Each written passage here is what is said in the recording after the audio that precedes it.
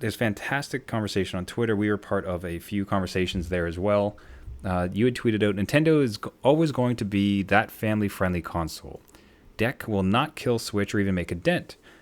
What does TBH mean, by the way? To be honest. To be okay. Get with the stuff.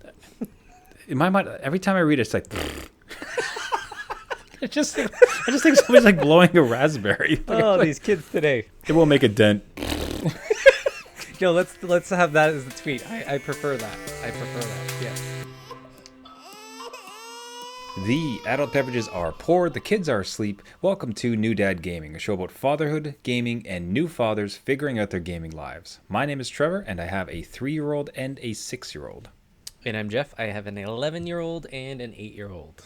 And we're back. We had a bit of a unfortunate delay from the last episode, and this episode itself also delayed. The next episode maybe delayed. We'll see. Because there will be one final stretch. It all comes down to a move. Fortunately is maybe not the word, but myself and my family are making another move, which I think makes for about 6 since we've had this show. Yeah, you gotta fill out your punch card, I guess. I had a sister-in-law ask me, "Hey, man, this is like you guys have moved so much. You must be experts at it." And right. I said, "Yeah, you would think that, wouldn't you?" No, is that not the experience? We're so bad at this. Oh no. There's it. So stuff has been moved. We have to kind of do one final haul up to the place, and we've entirely moved. That happens next weekend, kind of close to the recording of the show. So I'm hoping we're going to be able to sort this out. Thanks everybody for the weight of it. I mean, I could start off the top with a tip for moving for any gaming dads out there. Don't just try to make it work wherever you are, and just don't move. No, so should be good. I mean, what I'm really interested in this show is because of the state of the move and the state of furniture that has moved. A lot of my gear is gone. A lot of our kind of furniture is gone. So much so my wife is in the same room as I'm recording, which usually doesn't happen. So this is going to quickly turn into new dads gush about their wives. Jeff, what's the top 5 most wonderful things about your wife? And then I'll go. Know, right? We have a live studio audience. This is the first time. If you hear any boos in the background, that's where it comes from. It's like, not funny. Re-record. Oh, man. So everyone, thanks for the patience. Keep tuned to your podcasts, subscriptions of choice. Like, watch us on Twitter. We'll try to keep everyone updated, but hopefully it'll be smooth sailing as we get into the last of the summer months and what works so well for summer, except for beers and our yearly summer tradition of beer picks of the week. Jeff, What are you sipping on this week? So I have cracked open a Sierra Nevada Pale Ale. Excellent. Which handcrafted ale straight from Nevada Mills River.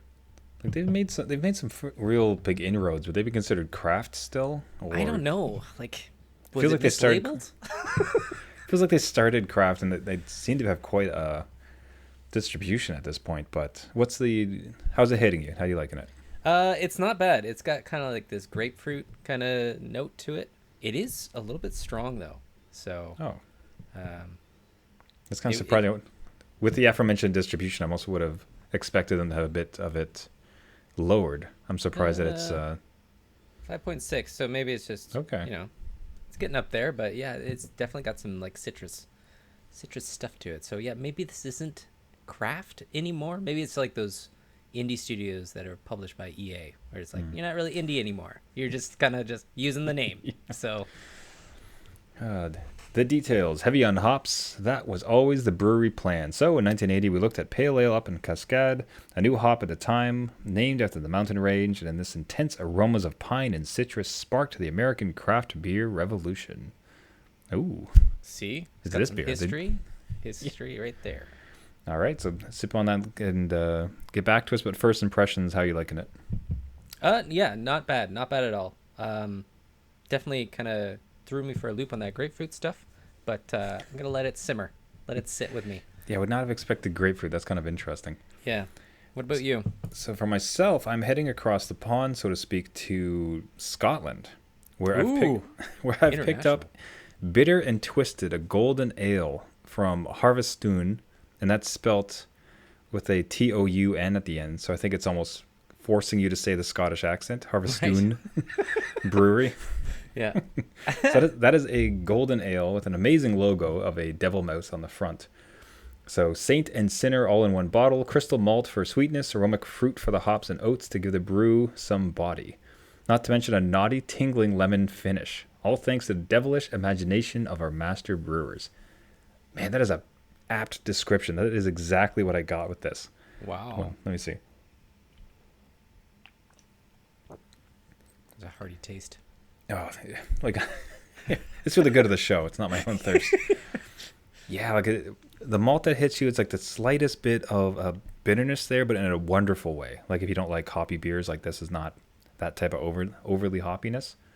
And then like swinging around at the end with the lemon, like that is yeah.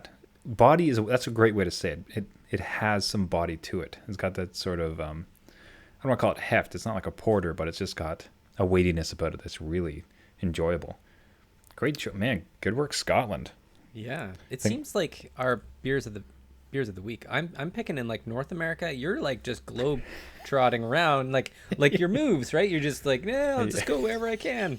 You can't stay in one place. You gotta jump about. Should have one of those beer maps where it's just like slowly but surely I just like check off every country to make sure I nailed it. That's right. So for any international listeners, if you have a brew to consider, do find us at New Dad Gaming on Twitter and let us know. But the drinks are started, and so does the show. Now, I want to hit something really quick. This is just a small one, but ran into a game on mobile, and besides itself being great, its approach to how it was positioning itself was incredibly refreshing. Pixel Golf Pro. Okay. And imagine, the name describes it all. It is absolute like 2D sprite, throwback, retro, like Nintendo type golfing game. And it just nails it. It's not trying to do anything fancy or special. Like it's absolutely just Pixel Golf done incredibly well on your phone, right? And it's the old swing mechanic. It's nothing funky. It's none of the nonsense like battle golf that you see a lot on mobile devices. It's not like gyro, like you have to swing like the. You have to do a TikTok dance to be able to hit it like properly. Yeah. All right. No, so tap, get your power, tap again, swings back, tap, make sure you try to get in the green zone and goes straight. Nice. So just pure pixel, excellent game. The reason I found it more notable, so in itself, you're looking for a little quick mobile game. What's great, you buy it once, and if you do have an iPad, you can have it on your phone and your iPad. I do think it's only iOS right now, so small sad caveat there. I hope it comes Android. What was amazing though is between rounds it would have ads, so ad supported. Okay. But then up comes a dialogue. Would you like to get rid of these? $1.49. Okay. I was like, you sure? They're like, yeah, just $1.49. I'm like, okay. Mm-hmm. Bought it. And that was it. And really? You just bought it's the whole game. $1.95. There's no time limit, no expiry on that. You're like $1.49. There was no days. There was no extra ads. There was no monthly subscription fee. It wasn't $40. It was just if you no longer want to have the ads, it costs $1.40, $49, whatever I said. That is it. Now it has, as you go and you get progression, you can get money. So you do win by winning the little tournaments. It's there's only 3 holes per course that you do, and if you win that round against people, you get some money. Which, by the way, 3 rounds, that's a great amount for a dad time. Yeah, again, mobile. Yeah, just pick up and play, right? And you get some money. The second thing it says, like, do you just want all the clubs? Like, do you want to not deal with this money and just get all the clubs? Guess how much? How much did that cost? All of them? Every club. Do you want all like the bonus equipment? I'm gonna go conservative. I'll say like another $1.49. You nailed it. $1.49. Really? All right. They got a system here. I like it. But you see what I mean? Like, do you know how shocking that is in modern day for a mobile game where you play it and it's excellent? This is a rock solid, amazing emulation of an old pixel golf game, and then the whole thing just you get no more ads. $1.49. Do you want every club in this game so you don't have to deal with the money in the store? Just another $1.49 and you're done. It's funny how that kind of threw you for like it made you pause. Like, wait, there's no subscription, and you're like reading fine print. You're going back into the app store. You're like, no, there's something wrong. Yeah, Like, I don't need the ultimate golf pass for like 4 months. Like, it's just like, yeah, that's right. So that's good. That's a yeah. good find. So yeah, kudos to it. Like I said, I'm having a blast with it. It's just a great little time waster. And it was more just if you've been burned a number of times from mobile payment stuff, it was just such a shock around like, oh, that's it. Just no fuss, no muss, a little bit of pay, and be done. Nice. Yes, sir. Good. Second one, now you had a bit of experience with this mobile app too. Yes. Less good with myself. So this is a second mobile app. I think some gaming dads might be interested in it, and I think it's more of an interesting conversation. This is called the Brickit app. So again, unfortunately, I really hate when it's only iOS because I find that very elitist as far as like you have to have an iPhone. But anyways, it's still a more interesting conversation. The Brickit app it's a third-party Lego app where you lay out all of the bricks you have for Lego. So you download this app, you on the floor or wherever else, you just lay out all the bricks of your Legos, take a photo of it, and the app will use AI to recognize all the bricks. Okay, you have like this many like long ones, you have this many 2 pieces, 4 pieces, 6 pieces. And then it gives you a list of all the things you can build it with it. Right. Okay, if you want to build this dog, and it gives you step-by-step instructions. Yeah. Take a photo. Okay, you have enough pieces that you could build this dog. Here's the step-by-step instructions on how to build this dog. So it felt absolute. I did it. It worked. Like it felt really new age. I can't believe this actually works. Like, Yeah. now you had a different reaction to the app though than I did. Well, yeah. Again, it sounded really cool, like a different way to approach all the drawers of Lego we have in this house that are no longer part of those kits that you buy. You know how like when you buy them initially, you're like, oh, we'll keep them all together, and then kids get at them and it doesn't happen. Yeah, then you remember you have kids and like, oh, yeah. Right. That's right. So I created a big mess on the floor to try and get this thing to work. And I think there's a minimum brick count. I think you have to at least have a couple hundred laying on the ground. And it was very hit and miss for me. A lot of the times it would crash. A lot of the times it would find maybe 1 or 2 designs that I could do. And then the rest was just, it couldn't find anything. So it was... Yeah. So your experience may vary. I think the more interesting thing for me, though, was I don't know that I want my kids to use it.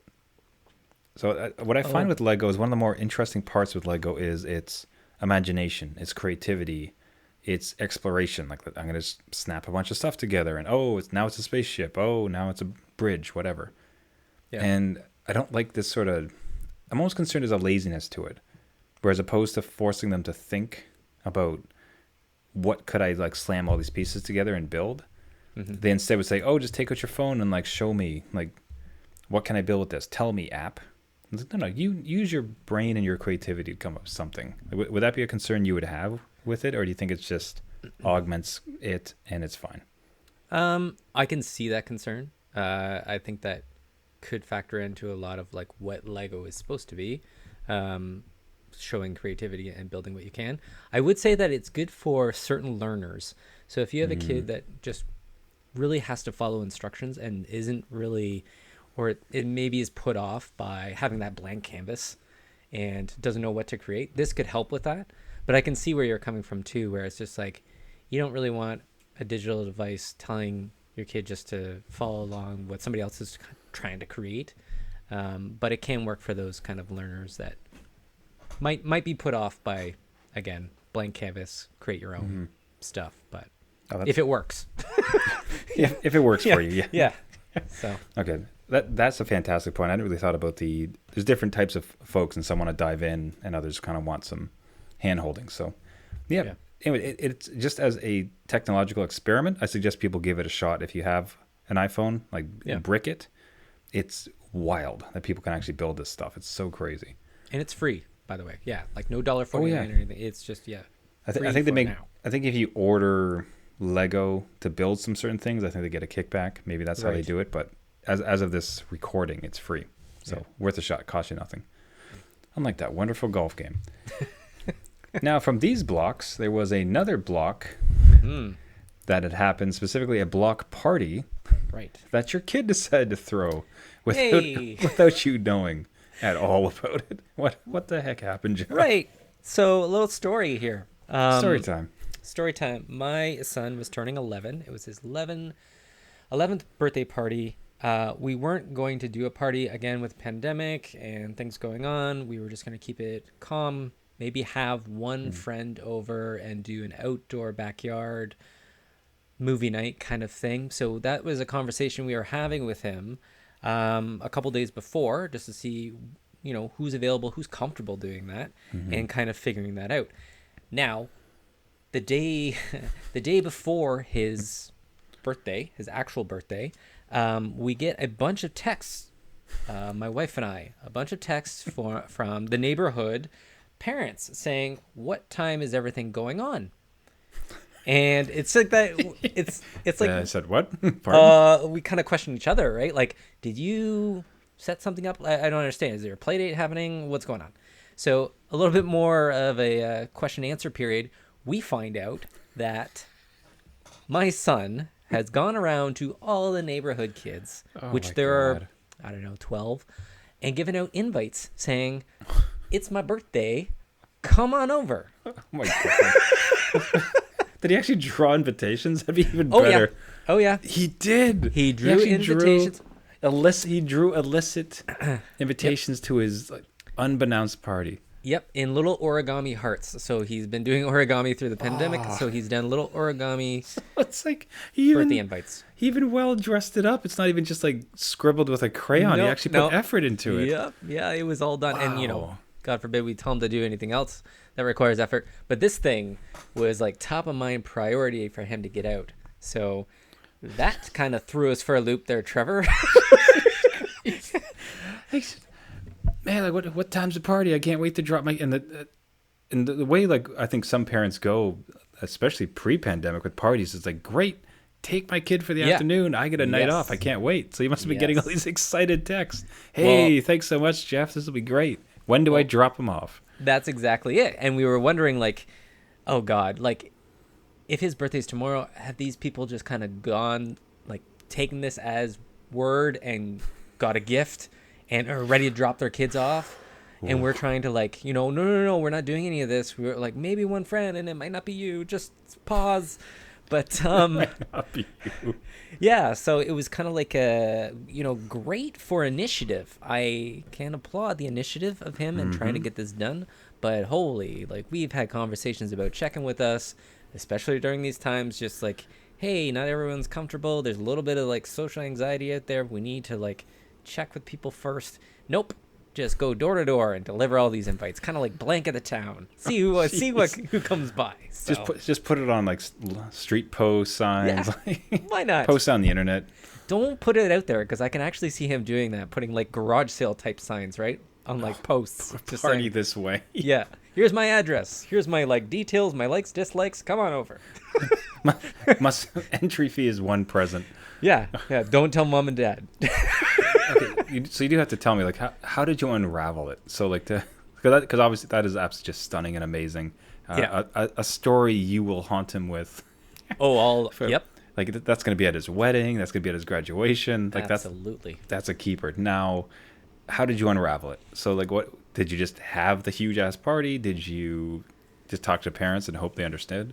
So we had a couple of the parents of the kids we know quite well. So we asked them a little bit more questions, and obviously said, okay, well, this isn't happening. False alarm, and they were cool with it. They hadn't done anything, but we had to give our 11-year-old kind of like that talk about, okay, now you need to right this kind of wrong. Like, it's great. I know you want it. I'm putting myself in his shoes. Like, it's been a lockdown for a year. He's excited. He wants to celebrate. Yeah. So we had a talk over. He wanted to go and do, like, kind of call it off individually to each of the invitees that he gave these invites out. So he went door to door and did that. So he called it off. He took that responsibility, that accountability. He produced another origami, except this time it's a heart ripped in half. Ripped in half, yeah, exactly. Here you go. Where's that invite rip? It's not happening. But yeah, he was a little bit disappointed, but at the end. Teaching moment. Yeah, it's a teaching moment. He can't do that. And God forbid, like, I get glimpses of him being a teenager and, other responsibilities of him just taking off and doing whatever he whatever he wants to do, and we find out later. So yeah, I mean, if he has to clean up Lego or his toys, it couldn't be bothered with the effort. But when it comes time to origami a series of invites to a party he's not supposed to have, right, I'll spend all day. I got all day for this. I will knock out a dozen of those invites without us knowing, silently. So yeah, it was. Yeah, now that unhelpful paper craft was of no good, but it seemed like your son did produce some helpful paper craft. Yes. With your newfound enjoyment of Demon Souls. The tweet you posted up was absolutely amazing. Like, what? Explain this. What happened with Demon Souls and your son? So I just want a small pause here to congratulate myself on defeating Demon Souls. I think that's a big accomplishment. Everybody knows how, that genre, like, there's no save points or the very little save points. You have to get through it. So I completed it. Let me ask my wife. Hey, love. Got him. Jeff beat Demon Souls. Isn't that amazing? That was just pure silence of awe. That was just like, what? She didn't have a microphone, but I'm sure you could pick up her expression. That was like, what? Like actual Demon Souls? What are we doing? It's like, what? What do you do with a demon? Yeah. I applaud you. That's fantastic. I can't believe. I don't know that I could do it. Like I've seen people go through that game, and it just seems untenable for a gaming dad. So that's fantastic. Yes, it is doable. So all those gaming dads out there is hope. You can do it. But yeah, completed it. My 11-year-old son kind of guided me along with that completion, and now when you're done, you go into New Game Plus. And I thought, like, hey, let's put the game down. I'm kind of done. I got that trophy, kind of cut that off. But he came back with some research on the, I think, top 10 or 8 weapons to get in New Game Plus. And he researched them all, how to get them, where they are. And part of that is, like, absolutely great, awesome initiative again. But you have to unlock the entire game again, Trevor. It's not like it's just all unlocked again. So yeah, I'm in a pickle. How badly do you want to go back through this game? Like, run another marathon? But for the folks at home, like, what his kid has drawn here, like, it's a listed sheet of paper, and it's just he's done all this research to list out the best swords to get, like how to get it, like the stats of it. Like, it's amazing. Your kid did some hard work to prepare you for your next run of Demon Souls that you probably don't want to do. Right, and it's hard to kind of let him down. Again, great work, but yeah, New Game Plus is a lot more difficult. So we'll see how this goes. I don't know, but again, applaud the effort and just the skills on him to go and research it without falling into, God, now I'm just looking back at my parenting. The internet is a big place, and who knows what happens when you look up Demon Souls, but he did it. Came back. That's amazing. Man, such an awesome initiative coming this week from him. That's fantastic. Yeah. He deserves a big old birthday party for all this work. I was about to say, I'm like, he needs a celebration. So one day. Celebration is maybe not the word we'd use, where Steam this week unveiled the Steam Deck. Right. Now, anybody listening to this, I think, would have a fairly good idea about it, so I don't think we need to get into it too much, but basically Steam released a piece of hardware that is the Switch. So it is Valve's Steam's version of the Switch, and it is a computer in your hand, handheld computer. Yeah. The real hot takes on the internet about this, like, people could not stop talking about it, and kind of varied from excitement to pontification around, will this be the Switch killer? Will this take over mobile gaming? Like, is Steam just going to drop this like a rock, like it did their controllers? Like, what is this? Like, what were you mostly seeing when this thing came out? Again, a lot of people were they were questioning, why didn't Switch come up with this? Like, they had the opening, they could have done the Switch Pro, and granted, you're not playing Steam games, but this could have been them. But everyone was excited to pre-register to get a chance to order this thing, and I think that might just be new toys. I need to have it kind of thing, or possibly scalp it later. But I think a lot of it was like a 50-50 split. Like, I either need this or don't need this. But as a gaming dad, I just think it's another option. So if you have a huge Steam library that you can't do on the go or through a tablet of some sort, and you want that controller kind of Switch feel, maybe this is something to fill that gap. And the price point's kind of right. Like if you've been on the fence with PC gaming is massively expensive. Yes. And even at the lowest end, like you probably need at least a $500 PC. Mm-hmm. And then you need a monitor, which is at least $100. But if you want to enjoy any of the frame rates you're getting, probably more like 150, 200. You kind of scale it. Mouse and keyboard, you can get fine ones for cheap, so I won't go into it. But you're generally looking at a package anywhere from $500 to $1,000 to get in. Yeah. Upwards of $3,000 to $5,000 if you go crazy. And then where you're going to house it, like how does that work within your household? So Steam comes along. This thing is going to be, what is it, $400, $500? Yeah, I think it's like $400 American. US. Yeah. So yeah, it's called $400. It comes actually. I like the extendable memory with the SD card. I think that's clever as far as getting past some of the limitations of the internal part of it. So it to me felt like, okay, that's a fairly low barrier to entry for a nice form factor to get into some gaming. Right. For PC. And I've come to understand that you can install it comes with Steam OS, its own like brand new OS. You can just install Windows on it though. Yeah. So if that scares you, don't worry. It can just have straight up Windows. You're not going to have to worry about it. We had some of the great takes on there's fantastic conversation on Twitter. We were part of a few conversations there as well. You had tweeted out, Nintendo is always going to be that family-friendly console. Deck will not kill Switch or even make a dent. What does TBH mean, by the way? To be honest. To be okay. Get with the stuff. In my mind, every time I read it, it's like. I just think somebody's like blowing a raspberry. These kids today. It will make a dent.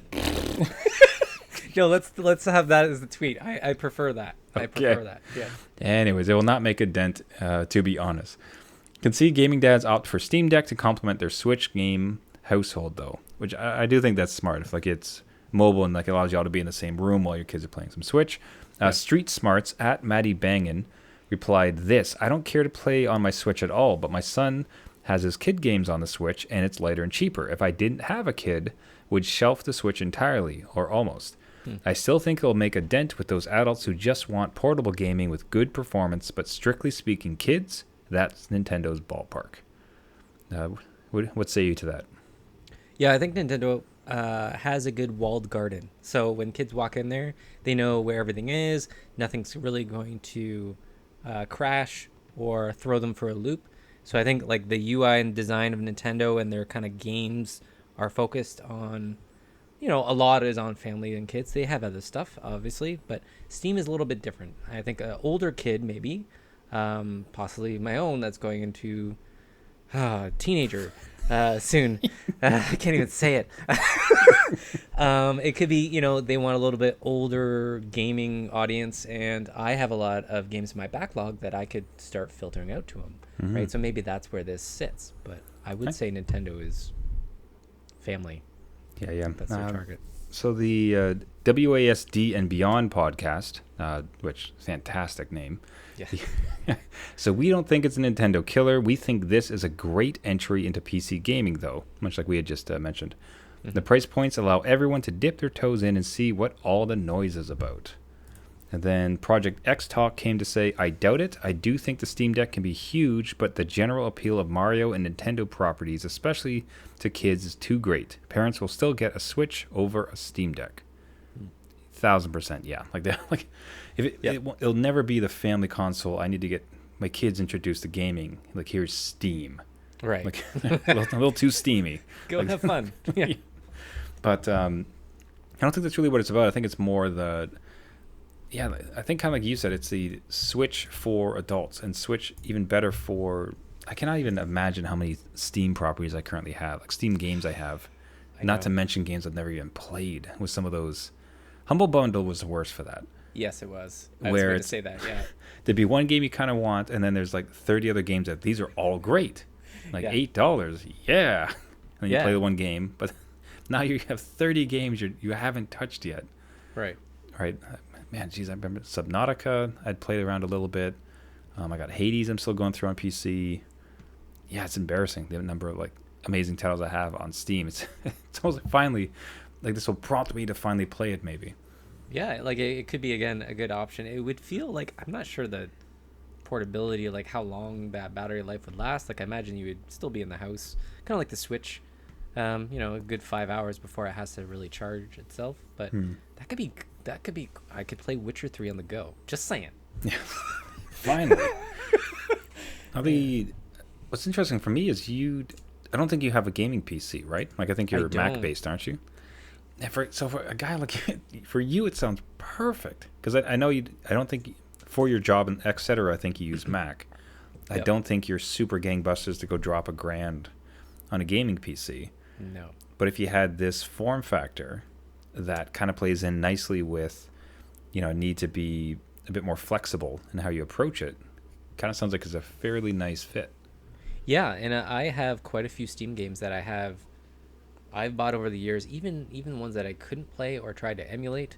And now that Apple is moving away into their own chip, I won't even have that option anymore. Like they're starting to take that away. So maybe this does fill that gap, and I can go and play games on the go again. It's just Witcher. Like just say it. You're gonna play just Witcher. Witcher. Yeah, like just like really. Hey, we could wipe it and emulate Wind Waker. Just saying. Oh, God, finally. Have... That's how you kill the Switch. Yeah. It is just a Wind Waker machine. It is a $500 Wind Waker machine. Yeah. Yeah. Oh, finally. All right. On that happy note, we'll wrap it up there for the week. Everybody, thank you so much for listening. This has been New Dad Gaming. If you want to get a hold of us, you can find us at our website, newdadgaming.com, or reach out to us on Twitter or Facebook at New Dad Gaming. As we said this week, we absolutely adore interacting with fans and listeners and calling out for opinions, polls, anything else. Would love to hear from you. Please drop us a line. If you have any embarrassing Steam library stories, if your kid is origamiing his way into a street party and you have any tips, let us know. If you want to congratulate Jeff on beating Demon Souls, please, and give him that like chutzpah to go for the plus, please do. If you would like to subscribe to the podcast, you can find it on all the major podcasting networks. So that is Spotify, iTunes, Google Play, Stitcher, anywhere you find your podcast. Just look for New Dad Gaming. If you did like the show, what would really help us is if you subscribe, if you rate it, and left a comment so we can get out this show to as many gaming dads as possible. So we can get that Steam Deck LAN party going that we always dreamed about. Yes, perfect. So meet up in a park somewhere, bring a bunch of cables. Yeah. Have the kids play in the playground. And use this incredible tech to play some Counter-Strike. Yes, live the good old days. All right. That'll do it for us. Everybody, thank you so much for listening. And until next week. Oh, we didn't talk about our beers. How did all right, Pale Ale from Sierra Nevada. It's a good one-off. I can see it again out in a hot summer day. That grapefruit note, like if you don't like grapefruit, don't get it. But it's a good, refreshing beer. How about you over there? Yeah, if you can find this, I'd suggest it. Honestly, Harvestoon Brewery, Bitter and Twisted, delicious. Like it's really interesting how they approached it. I don't think you'd do. I wouldn't want to drink another one. Like I don't think I'd want to do 2 in a row. In so much that there's enough to it that it's, to be enjoyed. Right. A little bit, not necessarily like cranked back 2 or 3. So. Yeah, if you can find this thing, Bitter and Twisted, I'd highly recommend it. Golden Ale, delicious. Really enjoyed that. Nice. Good. Yes, sir. All right. And with that, now we can wrap it up. Yes. Thank you so much for listening. This has been New Dad Gaming. Until next week, my name is Trevor, and I have a 3-year-old and a 6-year-old. And I'm Jeff. I have an 11-year-old and an 8-year-old. And just because you became a dad doesn't mean it's game over.